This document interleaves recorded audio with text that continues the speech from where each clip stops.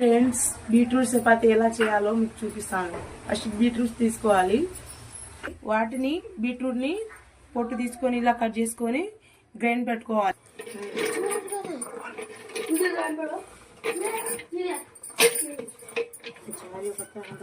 కొంచెం వాటర్ పోసుకోవాలి తగినంత. పెట్టుకోవాలి.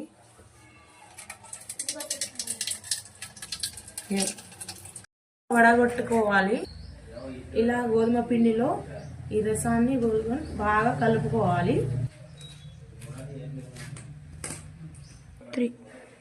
ఇలా కొంచెం ఆయిల్ పోసుకోవాలి. కొంచెం అన్ని కలిపాక 10 minutes ఇలా ఉంచి పక్క పెట్టుకోవాలి. చేసుకోవాలి.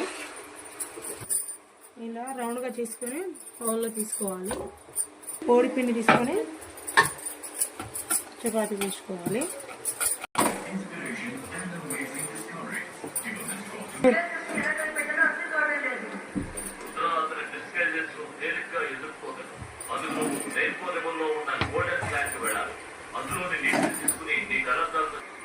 ఇలా చూడండి ఎంత రెడ్గా ఉందో.